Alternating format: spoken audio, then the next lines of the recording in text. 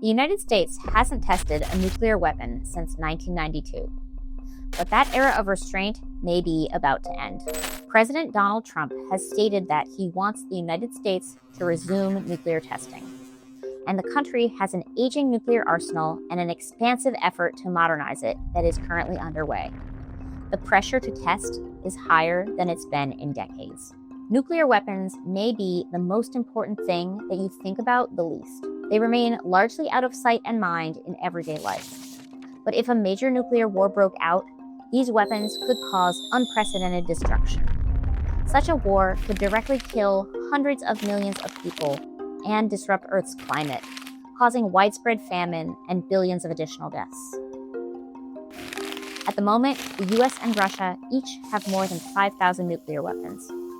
A handful of other countries have tens or hundreds of weapons. In my reporting for Science News, I dug into the history of nuclear testing, the science of how these weapons are studied in the absence of tests, and what makes the underlying physics of nuclear blasts so complex, and how a return to testing could carry serious global consequences. Between 1945 and the 1990s, countries around the world performed more than 2,000 nuclear tests. But by the mid-90s, nuclear testing had largely ceased, ushering in a testing taboo. The only country to test a nuclear weapon this century is North Korea. Nuclear weapons policies are based on deterrence. The idea is this: if your enemy knows you have nuclear weapons and knows that they work, they will be dissuaded from attacking you out of fear of devastating retaliation. But if the US or another country broke the testing taboo, others would likely follow. In short, one country testing could trigger a domino effect. Nuclear weapons are based on two main types of nuclear reactions: fission and fusion. Fission is the splitting of large atomic nuclei. Fusion is when two small atomic nuclei merge into one. Nuclear blasts begin with fission. Each fission initiates other fissions in a self-sustaining chain reaction.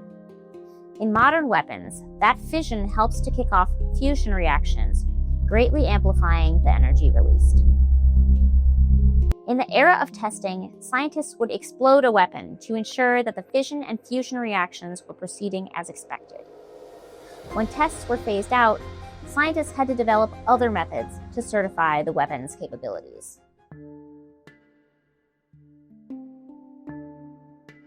The US now has an extensive program called Stockpile Stewardship, which combines sophisticated experiments and computer simulations to determine whether weapons will function if needed. Some of the most secretive experiments take place deep underground at the Nevada National Security Sites, the same site where explosive tests of nuclear weapons were once performed. Those experiments are different from the explosive tests of the past. They are subcritical, meaning they don't produce a self-sustaining chain reaction or trigger a nuclear blast. In a subcritical experiment, scientists study the material at the heart of these weapons, plutonium. Every nuclear weapon in the US has a pit, a hollow sphere of plutonium. When a weapon is detonated, explosives implode the pit enough that it goes critical, meaning it can host a self-sustaining fission chain reaction. In a subcritical experiment, scientists similarly blast the plutonium with explosives, but not enough to cross that criticality threshold. They then study what goes on inside the plutonium, using X-ray imaging and other diagnostics. One of the biggest concerns scientists are investigating with these experiments is how the weapons age. The US stockpile consists of decades-old weapons. Scientists need to know if they will perform as expected or if aging plutonium and other components could cause them to fail. In the early days of nuclear weapons, tests were performed above ground, in the open air. That spread radioactive fallout, contaminating the land and potentially sickening and displacing nearby populations. To prevent such harmful effects, testing moved underground.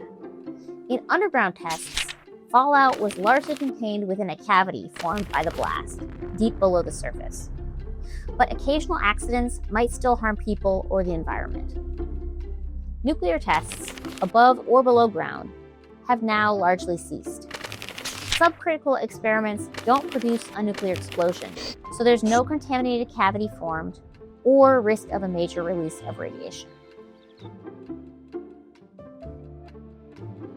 Many scientists argue that subcritical experiments have given us a better understanding of nuclear weapons than we had during the testing era, making full-scale tests unnecessary. Others believe that while testing could improve our knowledge of the weapon's inner workings, the risks far outweigh the benefits. A return to nuclear testing could spark a new arms race and encourage countries without weapons to develop their own arsenals. And that, those scientists say, could push the world closer to nuclear catastrophe.